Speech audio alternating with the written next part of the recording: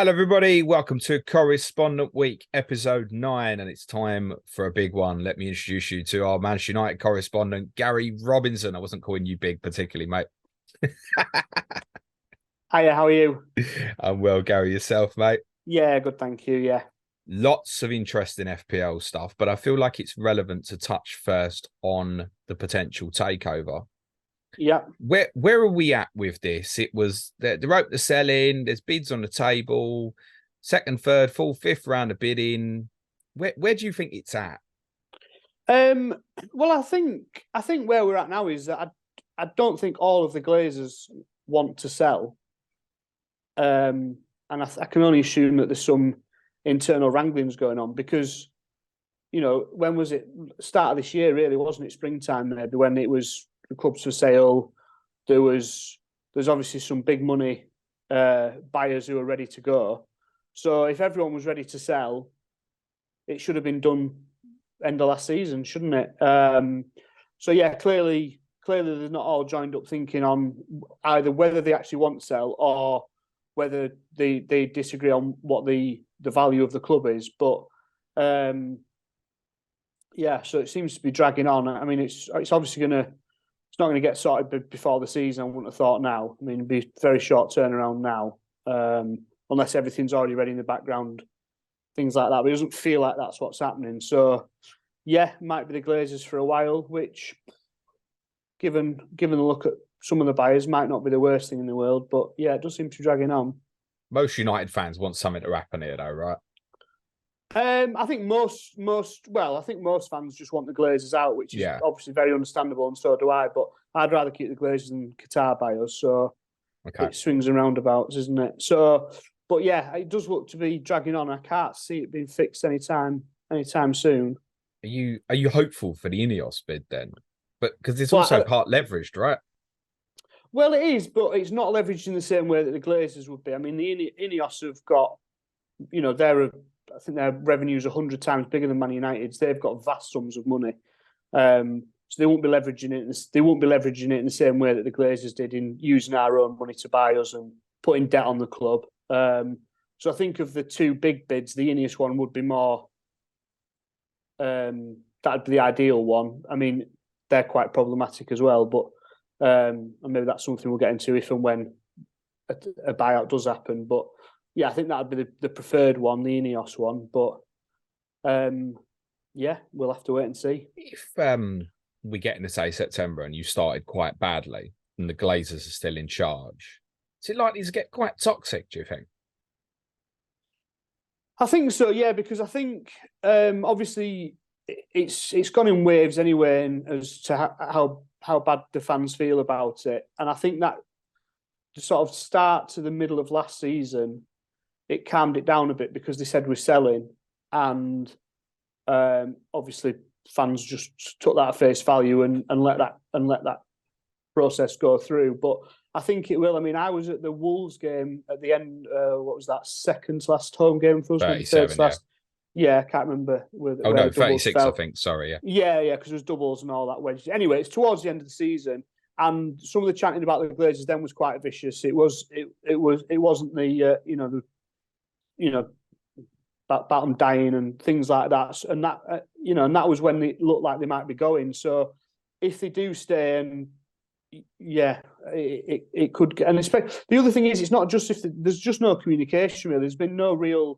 There's no real information out there as to what the hold up is and who the preferred bidder is and all of that. It just seems to have gone completely quiet. Even if you're a Man United fan who's actually looking into it, there's not an awful lot of information out there really as to what's gone on in the last 3-4 months. So yeah, it could get nasty again. Yeah, it sounds like what I think prompted it. It was a couple of things that prompted. We did a Patreon pod with one of our patrons, Chris Church, the other week, and one of the things I said was, I think obviously the collapse of the Super League, which we know they were pushing for because you'd had years out the Champions League, the Chelsea sale, where I think there was an awareness of kind of around all the top clubs, like, oh, maybe the valuations are peaking at this point. Yeah, sounds like they want 6 billion. Sounds like the offers might be 5 billion. We don't know that factually, by the way, because these aren't press releases.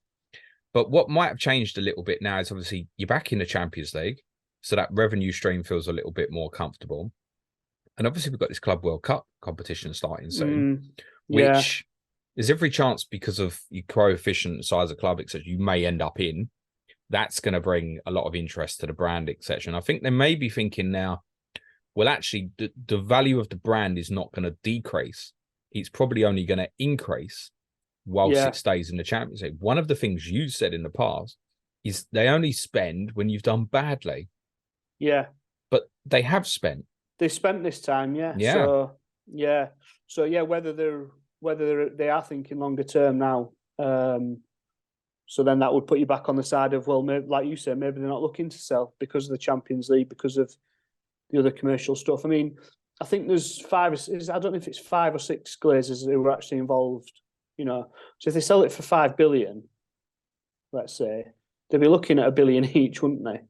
It sounds like there's a split in the family where I think there's 2 members who want to hang on at the moment, and the rest are quite happy to sell. That's how it sounds. I think that is it. Yeah, but then that makes you wonder why they said that it was up for sale then if there was a split that big. Well, I think if they were to get the offer of exactly what they want, which is a reported 6 billion, I think it would be done. And by the way, it might be done. It might be that behind the scenes everything is done, and just one day suddenly it will drop and the information is there. It does happen, doesn't it? But it just seems to come. If you think of all the fanfare there was around the Qatar bid, around Ineos, about Radcliffe, about all these people, sort of in the springtime, you don't hear any stories about it anymore. So yeah, maybe it's all done in the background, and we'll find out. But yeah, I mean, I suspect it'll be the Qatar bid that wins it. So that'd be a. It looked about a month ago that was done. Yeah. So I don't know what's gone on. Good old Rio come out and said hours, and it's been a lot of hours since he said that. So that's what you get for listening to Rio Ferdinand, I'm afraid. Love Rio, hi mate. It's interesting. Do you buy into the theory that this money spent might not be the Glazers' money, i.e., a deal could be done, and someone's pushing the boat out here? Because, as said, you've said in the past, if you finish top 4, we probably won't spend. Yeah. Well, I mean, the first thing is it's never been the Glazers' money, has it? They've never put a penny in anyway, so it's the club's money. But yeah, I would doubt that they're spending money knowing that they're being bought. I suspect maybe what they're thinking is, if we spend a bit now and we are selling it, at least they're leaving the squad in a better place than it was going to be, and they can. Do you think the Glazers care about that, mate? I don't think they care about it in football in terms, but they might care about it in terms of a selling value, an asset to sell. Yeah. They can say, look, we're in the Champions League and we've also bought a new keeper, a new midfielder, and a new striker, possibly. So you know that bit of it's done. You don't have to come in. It's not, if they'd have bought it in April, say, then it would have been right. You need to find money for a keeper. Do you want to try and buy Kane? Do you want to try and buy a midfielder? All this kind of stuff. Maybe the Glazers thinking, well, let's just put. Because these are quite cheap deals in relative football terms, really. They've not, 55, 60 million players, isn't it? Which is relatively cheap in this day and age per player. So they maybe just thought, and they're all quite young players with resale value. I suspect it's more about protecting that asset and saying to any new owner, you don't have to come in and buy a load, and there might be a few you can sell. Let's talk about these signings, and I'll actually keep your FPL head off for the moment, and we'll come back. But firstly, on David De Gea going, and the way it was handled, disappointed with the way it was handled. I think.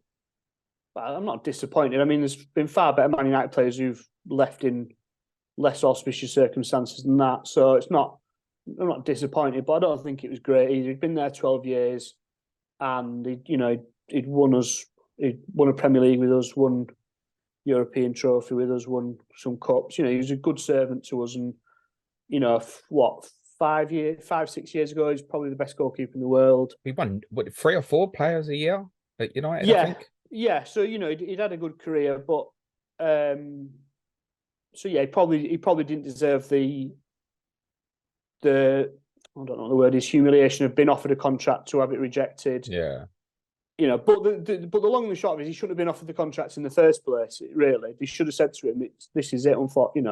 As good as he's been, and like we've seen with other players, United, I mean, Rooney's the prime example. We have these unbelievable players for us who achieve so much, and yet we keep them on for 2 or 3 years past the sell-by date. I mean, David Hay was on £375,000 a week last season. He's made about 100 million quid out of that club. So it's hard to feel too sorry for him. But like we keep him on for too long, and then it just sours your memory of him. Rooney's the same, our all-time record goal scorer, and won everything with us. But eventually we'll forget about the last 3 or 4 years of his career. But it just leaves that sour taste because you think you've just been rinsing us for 300 grand a week for 3-4 years when you were past it, and De Gea had got to that point.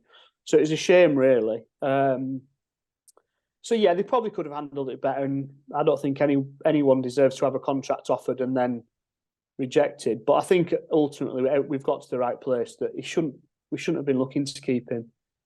And I think the other thing is on De Gea, clubs aren't queuing around the block to sign him, have they? He's not. He's still not. I was just thinking Forest and Luton need a goalkeeper. No, but it does show you. I mean, I'm sure he'll end up at a good club, De Gea, but he's not given. There's been no news for 2 months, has there? So listen, like nearly anybody who leaves Manchester United, you're going to probably take a downward step in your career path from there. Yeah, if you're leaving on a free transfer. Yeah. We won't have any problems getting another club. I don't foresee that being in the Premier League, by the way. Onana's in, signed, done. Obviously, Ten Hag worked with him before at Ajax and knows the player well. So in terms of the strategic and him understanding how Ten Hag wants him to play, you'd think that would be fairly seamless. What does Onana bring you that's new? Well, he'll allow us to play out from the back one. He'll allow us to defend further up the pitch. Passing from that, he looks like he's got a bit of a personality, a bit of a bit of spirit about him, which De Gea didn't really communicate with his centre backs and things like that. So, yeah, probably just an all round better keeper. And I mean, I suppose if you're comparing his shot stopping at De Gea's peak, then it's probably a downgrade. But like we just said, we're a long way past De Gea's peak, and De Gea's shot stopping last season wasn't up to scratch either. So I think Onana will be a massive upgrade, and I'm sure there'll be teething problems, and I'm sure there'll be a howler at some point and a shot that people say, oh well, De Gea would have saved that. But I think the benefit of Onana you won't necessarily see it in the goalkeeping stats, but you'll just see it in our build up, passing. Obviously, him and Martinez might have good, they'll have a link in terms of passing the ball well. Mount's good on the half turn. It's just things like we can defend higher up the pitch. So it should benefit us all round, hopefully. Even if, like I say, there might be the odd blunder, but De Gea was susceptible to a blunder as well. Yeah, so, I think Ben Rama, Josh Da Silva, the FA Cup final when he threw 2 in. So. It's a bit harsh on the first one, mate. No, he sat down on the first one. I'm not having that. I don't think you're expecting that 15 seconds in, are you? Well, it doesn't mean you sit down on it, though, does it? No, I know, but it surprised everybody, doesn't it? Yeah. Have you got a little bit of concern on Onana and his actual shot-stopping ability then? Because there is quite right. I haven't got... And this is the way it's going with goalkeepers, where we're thinking about actually what they can do for you offensively so much more now. Your days of Schmeichel, it wouldn't exist in this era now because it's not good enough with his feet, for example. But we are moving away from goalkeepers and actual, I think, shot-stopping ability to just like footballers now. Do you have concerns on him from a shot-stopping perspective? No, because I haven't got concerns as such because we're not going from Pete De Gea to Onana. So De Gea was under par on his shot stopping stats wise last 2 seasons, I think. So I haven't. But playing for Manchester United is going to bring its own pressure. Yeah. I'm sure there'll be a goal early on in the season where people will say, "Oh, he should have done better," or things like that. But I think if we're patient as fans. And I think I think the benefits will be obvious to the team, even if it doesn't necessarily look like Onana's stats are De Gea-like, as it were. So, yeah. Mason Mount, pleased with that addition? Yeah, I mean, it wasn't an area where we needed someone desperately. But I think long term, if a player like Mount's available for 55 million, I think you'd be mad not to try and pursue it. Eriksen's coming towards the end, I think, unfortunately for him. Casemiro's coming towards the end. I know Casemiro's a bit of a different player to an Eriksen. Fred McTominay, probably not quite good enough. So, yeah, it wouldn't have been a priority signing, but the chance was there. I think it's a good signing. I think he gets unfairly criticised, Mount. I know he doesn't score that many goals, but I just love players who are always on the half turn, and I think that midfield misses it, and it'll miss his leg. It won't miss. Will gain from having his legs in midfield and his pressing ability, and he's not a prolific goal scorer. I think he's had one double figure season, hasn't he, a couple of years ago. But I think again, maybe like Onana, you won't necessarily see it in his stats, but I think he might just make the team gel a bit better and that midfield even more fluid and help the wingers and help any strikers we've got. Is he an automatic starter? I think he'll be in our best 11. I think if we had, let's say, Man City on opening day, or whatever, I think he'd be in our first 11 or best 11. But Eriksen's not going to get dropped completely. I'm hoping it, with Mount coming in, it doesn't mean that we try and shoe on Fernandes in a wide role and things like that. So I think automatic starter might be pushing it, but I think he'll get enough minutes. I think the idea will be that Eriksen plays a lot less because obviously he's been through a lot, and his legs went towards the end of last season. He had quite a bad injury in the middle of the season. I was going to say, not helped by the injury. Yeah, I mean, it was a dreadful tackle by was it Andy Carroll, wasn't it? I think. Yeah. So that didn't help, but I mean, it was quite visible towards the end of the season that his legs had deserted him, I think. So, yeah. Okay, this is where we timestamp this and say we're recording on Tuesday afternoon. We presume the Rasmus Hojlund deal will happen. It's been given the here we go status. That's your new number 9, or is it? Yeah. Well, yeah. I mean, it's a bit of a gamble, really. I mean, you've not played that much football. I'd be surprised if he was playing every week. I think there'll be times when he'll play Rashford through the middle and bring a Sancho or a Garnacho into the left wing. He has played and talked about Sancho through the middle in pre-season. So yeah, I think if this deal does go through, I can't see him starting every week, week after week, because he's only 20 as well, isn't he? And a lot of young players like that get rested anyway, no matter how good they are. So yeah, I mean, I think again, he probably in our best 11, he'd probably pick him in it, but yeah, I don't think he'd play. I think his minutes will be quite reduced, especially early on. That's interesting, because I think there is an assumption he'll come in, he'll play, and that's the end of it. Well, I mean, he might do, but if you look at his minutes last season, I didn't watch Serie A last season, but if you look at his minutes, he didn't play every week for Atalanta because he's a young striker developing. How many? He's 20 now, isn't he? How many 20-year-old strikers play week after week after week? Look at Evan Ferguson at Brighton. Everyone knows how good he is, but he's in and out of the team, isn't he?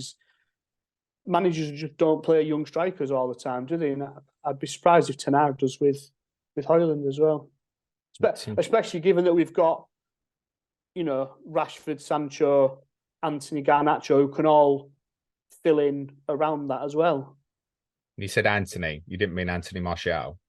No, I think we've finally. I assume we've finally given up on that, because I think there is a player in there still, but he can't keep fit, and you do get him fit. Ten Hag got some good performances, especially around Christmas time, and I mean, that game I've just said about Wolves, Martial scored the opening goal in that, and then I think he was out for the rest of the season. He just can't stay fit. So there's only so many chances you can give someone, isn't there?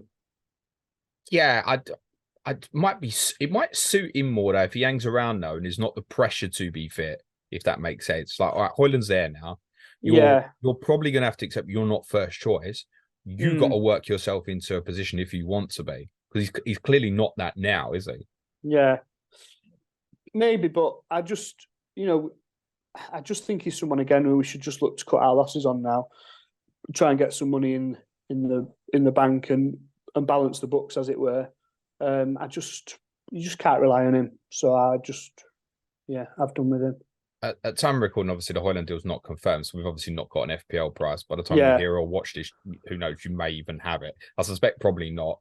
But have you given thought to what price you might expect in FPL and what would make you go, oh my God, I've got to go in for that?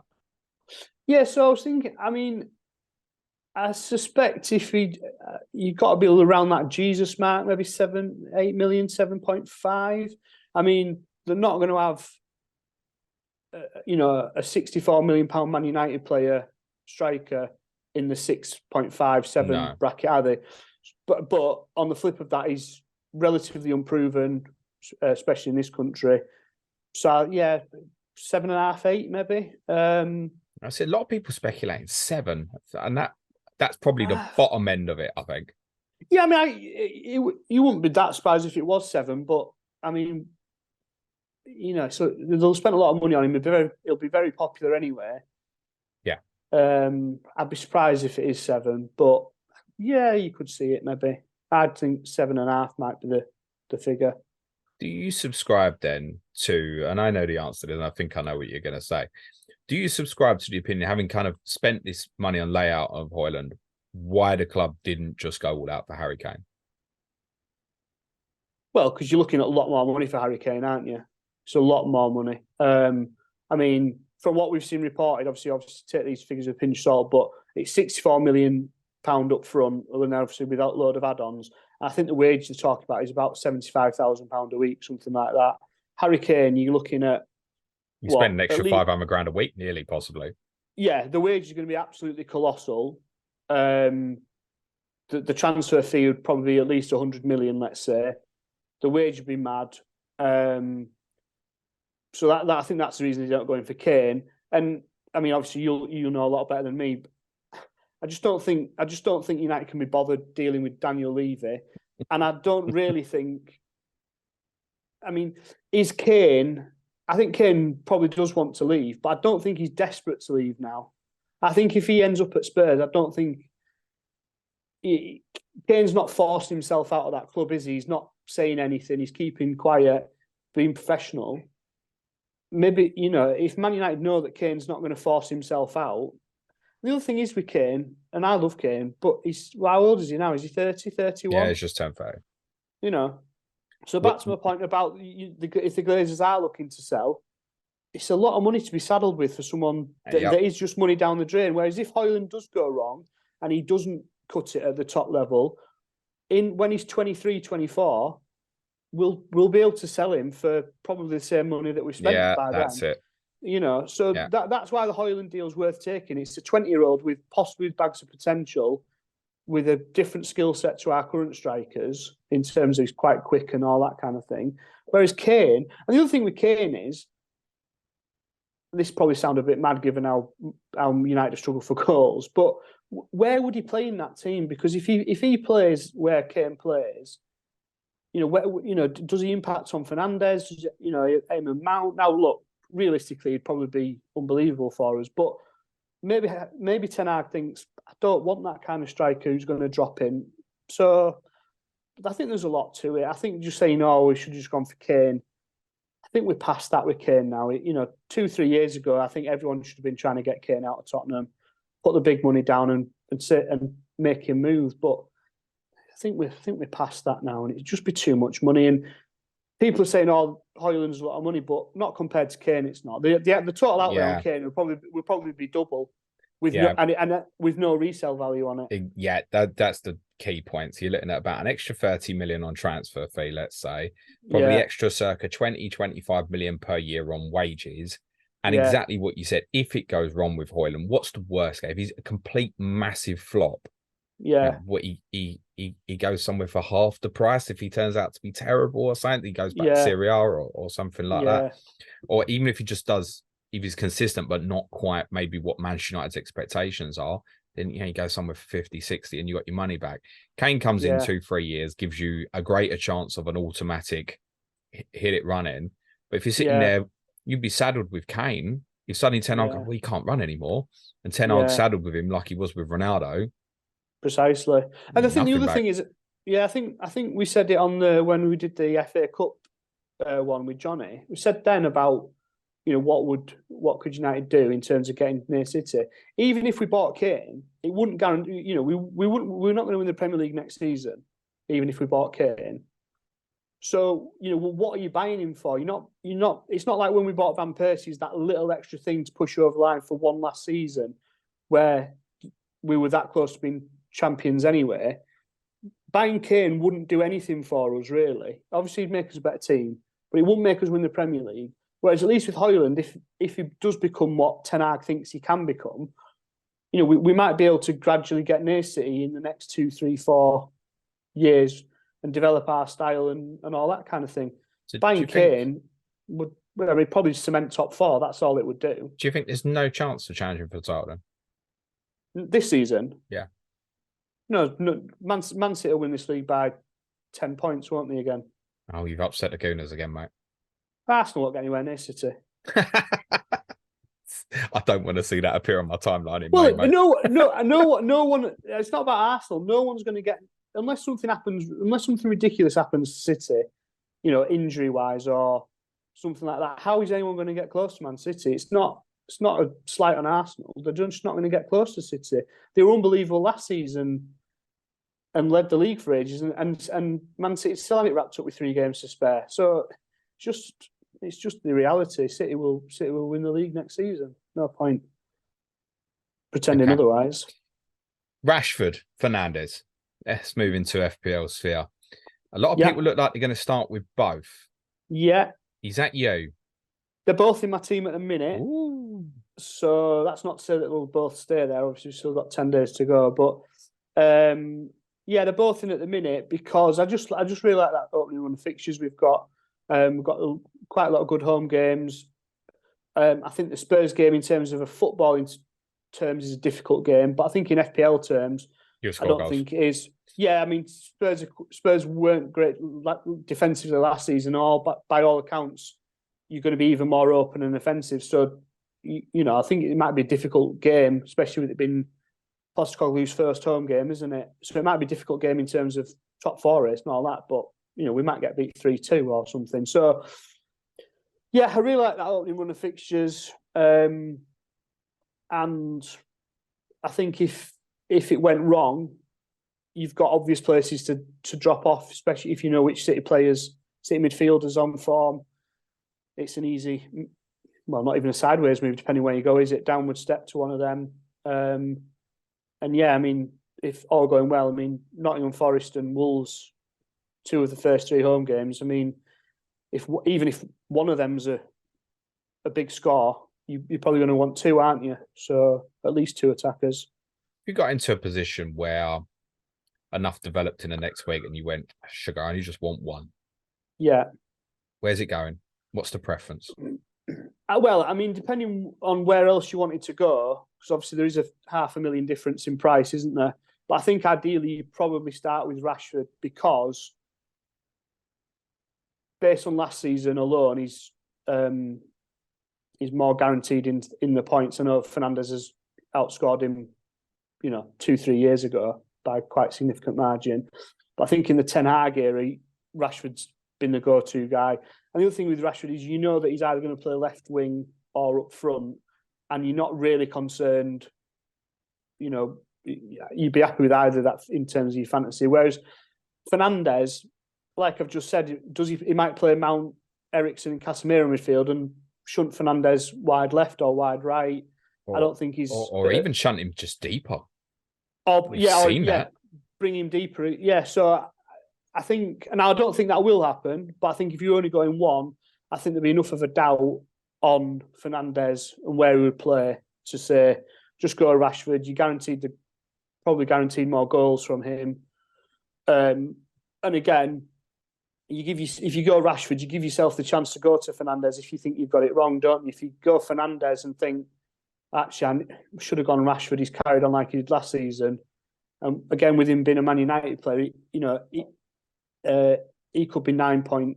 If he's 9.3, 9.3, but if he's 9.1, 9.2 by game week 2 or 3, and you're on Fernandes and he might have dropped to 8.4, all of a sudden, that early on the season, you need to find £1 million, aren't you? Possible best part of $1 million. So I think you'd have to go Rashford just for squad organisation, wouldn't you? A couple of quick fires there in relation to other players. Yeah. So Rashford versus Son. Yeah. Same price. Preference, I take it, is with Rashford. Yeah, I mean, I love Son, but last season's got to have a massive question mark on him. Plus, we don't know how Spurs are going to play, and plus, I don't think Spurs' fixtures are. Spurs' first 2 aren't great. I don't think. I don't know. We've got Man United at home, so. No, I know, but you know, Brentford away. Brentford's challenging, yeah. The 3 after it are pretty strong though. Whereas, say you go to the Emirates, so. So that's what I'm saying. So that's, by week 4, then again, that might be an obvious change, isn't it? Rashford to Son and things like that. Where again, if you go Fernandes, then Son's out of the equation, isn't he? So yeah, I think you actually go Rashford. I'm in full agreement, by the way. Yeah. But then I would definitely prefer, and I realise obviously you can have both, but it would definitely be Saka for me over Fernandes. Would you subscribe to that or not? Yeah, I mean, I've got Saka as well. So, but yeah, I mean, I think Saka could make a mockery of that price. I think that might be one of them in the end of the season when you do all your end of season review pods. They'll think, why did they put Saka at 8.5? It's one I'm a little conscious of. I'm not overly sold on Bruno. I know a lot of people are, and of course it's fine. We know there's a potential super output there. Was he 240 odd points a couple of years ago, right? Yeah, I think that was his highest point. Yeah. Some might claim that that's because there was no fans in the ground, but in any case, we know he can do really well. But I am conscious of players at similar value, and we do know that and I know Saka's going to be well owned, but let's say hypothetically, you beat United and you beat Wolves and Fernandes blanks, and say Saka and Odegaard both go off big against Forest, and of course you can spin this the other way. Then if people have not got money in the bank and have gone, oh my God, sugar, I want to get the Arsenal players, and you're going to Tottenham the next week, people will move. And it does become a consciousness. Yeah. And of course that can go the other way. I absolutely get that. Of course it can. Yeah. I mean, I think that's what it comes down to really is what do you think Fernandes can do in them opening? I'm only looking at the opening 3 for now. I don't think there's much point in looking too far ahead. I just look at someone who's playing Wolves and Nottingham Forest at home, Tottenham away, probably on penalties, 8.5. I mean, take on board what you said about the 2 Arsenal lads. But again, I think that midfield bracket, because of the Haaland pricing, I think there's a few of them that are too cheap. I mean, I think my draft I've got all 4. All of them, Gary. I've got Odegaard, Saka, Fernandes and Rashford. You know, so that's the thing. So all I'm missing in midfield wise is a Man City one, which is what I'm a bit worried about at the minute. But I don't know which Man City one you go to. So, which I'm sure Johnny Pringle will sort out for us later on in the week. We've already recorded with Johnny. At the time of recording, that's not gone out yet. So there's no chance you could have listened to it. He is very high on Phil Foden. Yeah. So and obviously Johnny knows a lot about Man City, but we've all been high on Foden every pre-season for the last 3 or 4 years, and then he might not play. And I mean, Fernandes will always play, won't he? That's the thing. You get that security with him. You know for a fact Fernandes is playing. You might be worried about where he's playing, but you know for a fact opening day, as long as he's fit, he's playing. But we've seen with City in the past. I mean, Mahrez was the fashionable thing, wasn't he? Only one not gone to a major tournament or whatever it was, and nowhere near the team. That's what happens at City. We don't necessarily know the reason why. So, you might have Foden get to Burnley opening day, and Bernardo and Grealish are playing. You think, so yeah. But I mean, I do like Foden. Obviously, I'd love to get him in, but I'm always wary opening day of picking someone who might not be playing. Whereas, like I say, if you get Fernandes, it's 100%. It's not even 99; it's 100. Yeah, it's a good fixture. And then, like I say, if it gets to week 3, 4, and you think, oh, actually, Foden is playing every week or whoever, then you can move it, can't you? It's interesting your take on the fiction. I quite agree with you. Those first 3 fixtures look great, particularly offensive, and the 2 home games look great defensively as well. Yeah. Then Arsenal away, Brighton at home challenge. I look at across those first 5. It's 7 points from those 5 fixtures last year, and I know we could say it was a bit of a mess at the start, but then it was also Tottenham were an absolute mess when you come to White Hart Lane. You blew a 2-0 lead. Your away record was nothing to write home about last season, as we well know. So starting with Tottenham and Arsenal away, they're challenging away games if you want to carry through. And the reason I think that's particularly interesting is from the Brighton game and then onwards, going up to basically when you go to St James's Park in game week 14, that run is phenomenal. You've got Manchester City at home in 10. It's Brighton, Burnley, Palace, Brentford both at home, Sheffield United away, Fulham away, Luton at home, Everton away. Yeah. Greens. Yeah. Lots of them. Yeah. That's it. I think that's the other thing is if you do, we all like to pre-plan our transfers, don't we? Pre-season, you think, oh, in game week 3, I'll swap from whoever to whoever. But something else always crops up, doesn't it? There'll be a 5 million defender who's come out of nowhere. Someone will get injured. So that's the other thing with United ones. If you do get stuck with them, then it's not the end of the world, is it? You might have to ride out that Arsenal away match and Brighton at home, depending on which Brighton turn up. But you wouldn't, if they're still sat there, it wouldn't be the end of the world, would it? No, not at all. I quite agree with that's why I'm talking about looking a little bit further with it. So I completely get why so many people are looking to go Rashford and Fernandes at the moment. I just feel he's one of them with Fernandes. There's always a narrative around him and positioning. And I can see it being one where, say you go into the Wolves game and it's Mount, Fernandes, Casemiro, and he's dropping, because you will have a lot of domination, he's dropping really deep to get the ball and stuff. And of course, he will even still create. We saw that in the Everton game, particularly. He played really deep and still created loads of chances. But it could create a narrative really quickly where it's like, he's too deep. Whereas with Rashford, we know it's left wing or centre forward. Yeah. And a lot of people even prefer him off the left rather than up front. So I just feel like Fernandes could be one where there's a narrative there. Like, I don't see Mount going that deep with Casemiro. You say that's the 3. No, I don't think Mount would. No, I mean, you could end up early on think, Fernandes is playing too deep, but I think it might be worth the risk because, like you say, you can still create any even if he does get there, and those fixtures look good. And there's lots of jump off points. If we have got it wrong on Fernandes, and he blanks against Wolves and not Forest, you think you just got you've been unlucky. And then that's when you move to a Son or a there'll Foden, definitely be options to go to. It's unquestionable. And I think that's why it's worth the gamble because, and this is just me personally, but I'd be more annoyed if United say got 7 or 8 goals in the first 3 matches, and Fernandes and Rashford were 4 each or whatever.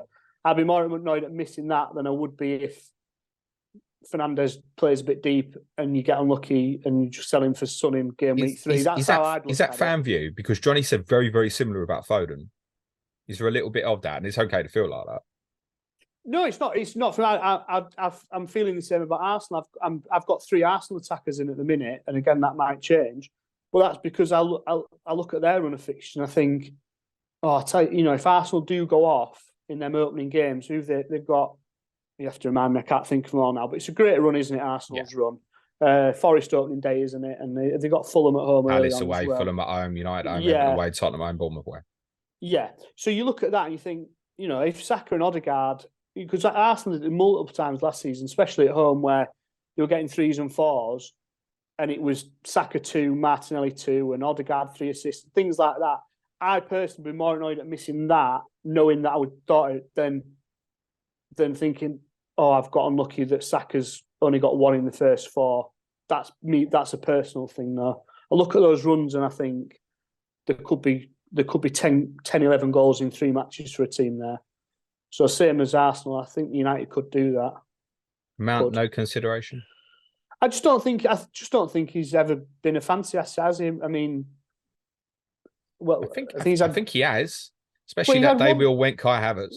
Yeah. Was that the Norwich hat-trick, wasn't it? Yeah. But, I think if you look at his numbers, I think he's only had one season where he's got double figures, goals and assists. He's never got close to them numbers since, so he might prove to be one. He's 7 million, isn't he? He might be one later in the season, but I think to use a spot that early on, I don't. I think if you're going to gamble at that money for United, you gamble on maybe a Sancho and see if this talk of him playing centrally comes off. Especially if Hojlund's not signed. Obviously, if Mount did show himself to be much better than Bruno Fernandes, and you start with Bruno, you've put 1.5 in the bank, haven't you?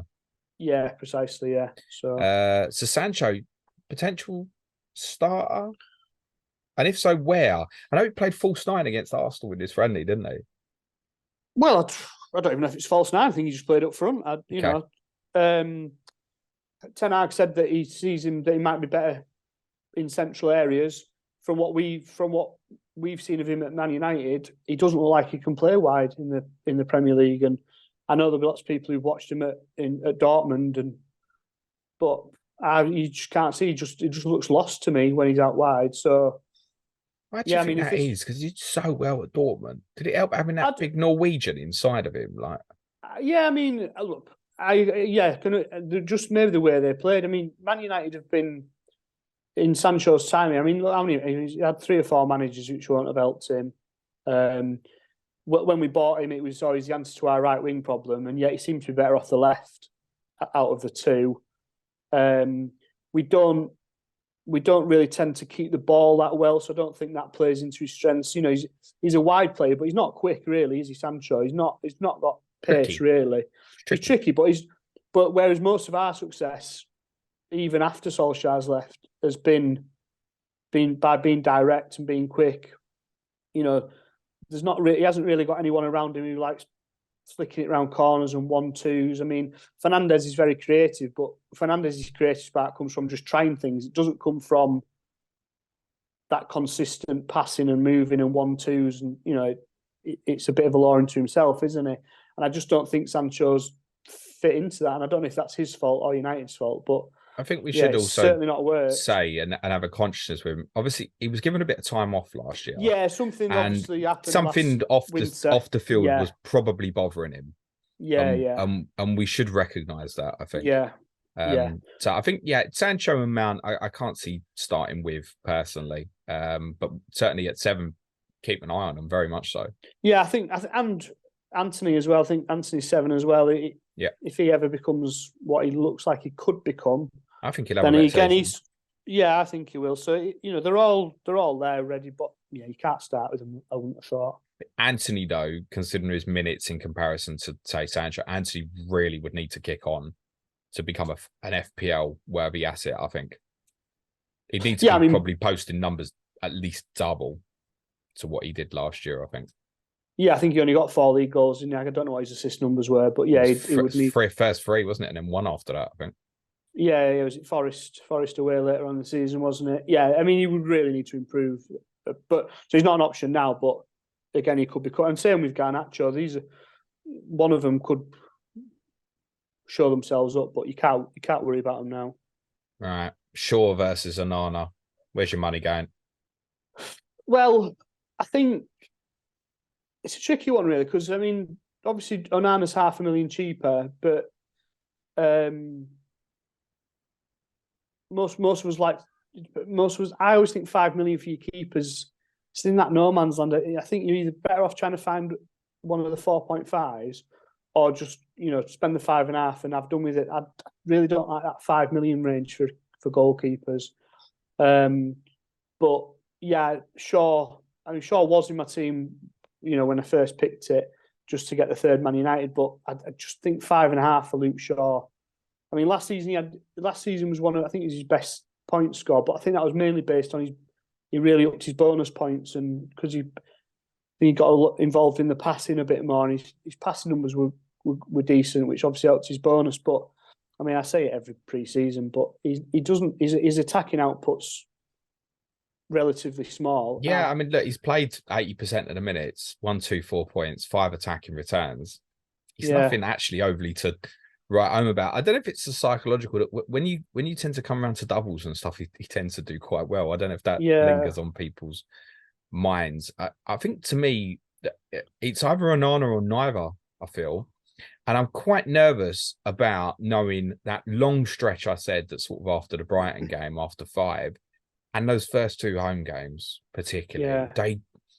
in terms of teams playing away from home to start with and think, oh, I'd have 2 clean sheets, you'd put Forest and Wolves right near the top, I think. Yeah, you would. Yeah. So, and I think the other thing with Onana is it just means you can forget about your keeper then, doesn't it? Because there's nothing worse than having to use transfers on keeper. Like he's not going to be terrible at 5 million. He can't be. No, he's not. No. Yeah, so I think you go Onana over Shaw, just and then especially if it frees up that extra $500,000 because the 5 million defender range has got quite a lot in it that's decent as well, hasn't it? So yeah, I think you'd have to go Onana over Shaw.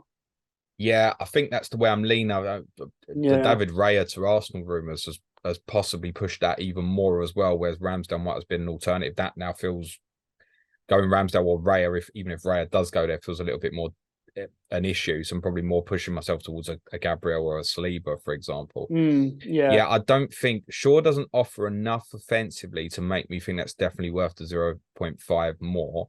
And also, I agree with your point about 4.5 million keepers versus 5. But then I'd look at it and go, would I pay, comparisons, Brentford defender, would I get me at 5 over Shaw 5.5? Probably not. Would I go for Tarkowski if he was 5 instead of Shaw?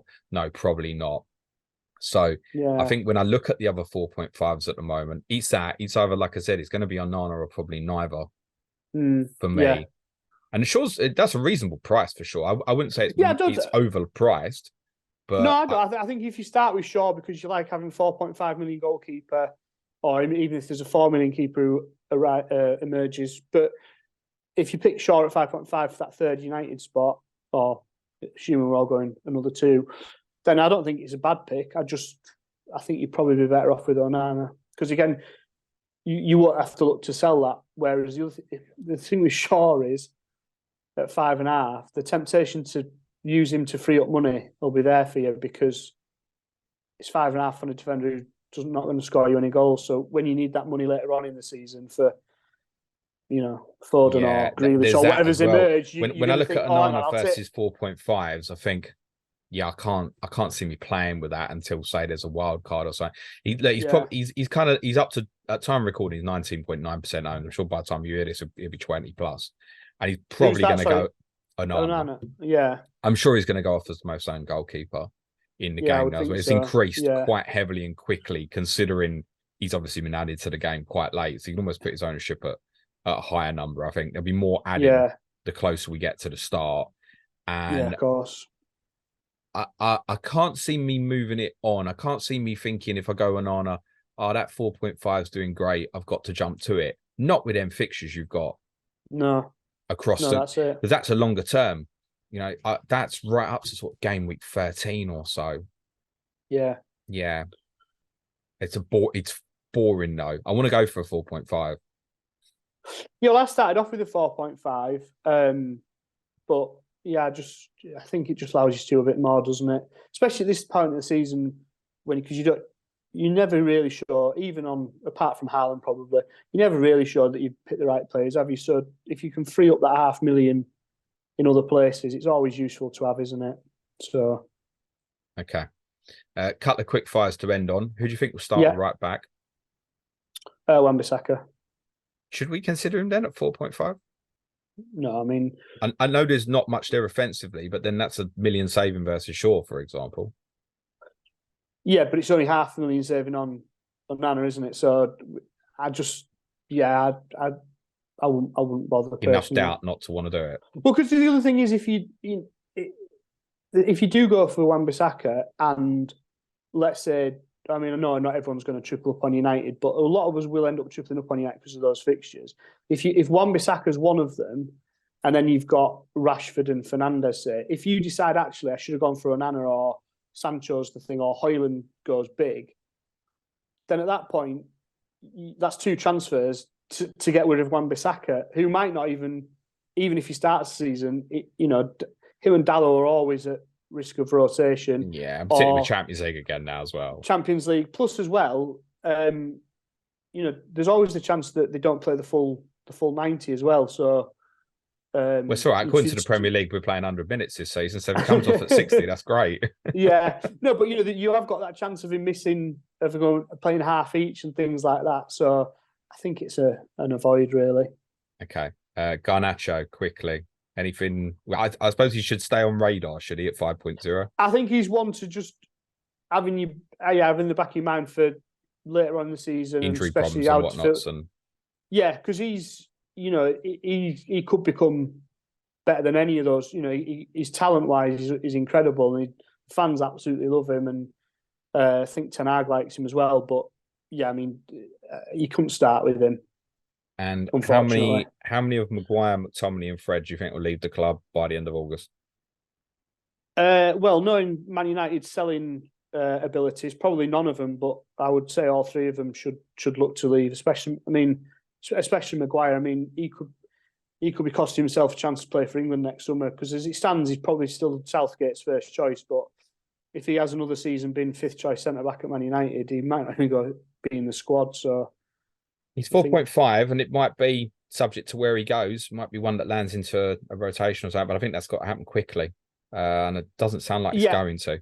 Well, I mean, it sounds. I mean, West Ham's bid was pretty small, but I mean, even aside from that, he said he wants to stay and fight for his place, which I'm hoping that's just him PR speak or whatever. Because looking at his pay slip.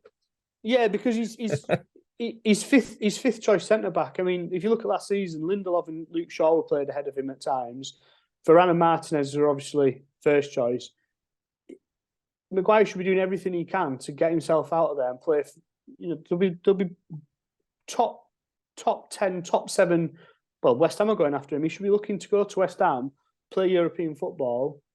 He'll be on good money, and if he plays 38 games for West Ham next season, he will start Euro 24 as first choice centre back for England. That's probably, Southgate. He's not let England down. We have to say that, but precisely. There's a few of us hoping Levi Colwill, from an England perspective, might have a good season. Yeah, so do I. But I mean, Colwill would have to have an unbelievable. I mean, we don't even know if Colwell's going to start, do we? But yeah, Colwill would have to have an unbelievable season, I think, and play every week to go ahead of Maguire and Southgate start. I don't think anyone else has really put their hand up yet, have they? Guay's done decent. A few others have done decent. Tomori probably doesn't get enough of a look in. If Maguire leaves, he could book himself in for next summer. But if he thinks that he's just going to fight for his place, it's pretty clear that he's not going to. I mean, Onana and Martinez trying to pass the ball out from the back. They're not going to want to. They can't play with Maguire there, can they? So harsh, mate. Well, it's not. Profile-wise, West Ham does sound like a good fit. There's less pressure on your distribution, etc. They're less of a possession-based side, and they've lost Rice. He'd go in. I don't know if he'd be captain, but he'd be that leadership figure. People would respect him. It'd be such a good move for him. And I'm sure the other clubs after. I mean, Chelsea always get linked with him. I don't know how true that is, but who knows what Chelsea are going to do in the next month, mate. Yeah. Gary, thank you so much, mate. Pleasure. Where do you think you finish? Oh, 4th. How many of the correspondents do you think tips you'd finish top 4? How many is there just 20, or is there more than 20? Yeah, just 20. Of the 20. I would say 16. All of them. Oh, really? Yeah, I wouldn't be that. I think there's. I mean, we did all right last season, but we didn't score a lot of goals. And Liverpool had a terrible season. Chelsea had a terrible season. Spurs had a terrible season. So I could easily see us finishing 5th, 6th again. But I think we will get there. I think we've bought well. I wouldn't be 20 out of 20 sure. How many of them 20 do you think tips you to win the league? Well, surely none of them did. If they did, they want their heads tested. There were 2 said 2nd, 7 said 3rd, and the rest said 4th. Yeah, I mean, presumably all 20 of us picked City to win the league, did we? No, one didn't. Right. you'll have to name and shame when it comes to it. Then I already did that on Johnny Pringle's pod. I grassed him up. Gary, you'll have to listen to it now. I'll wait to listen to it. Yeah, no worries. Brilliant stuff. Anything you want to plug, Gary? No, that's me. Thank you. Top stuff. What we got you with Sam before Brighton? I think the correspondent in national break.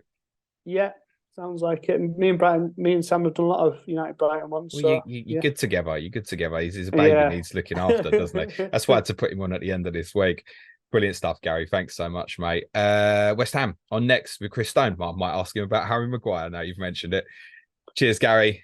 Cue music, please, man child.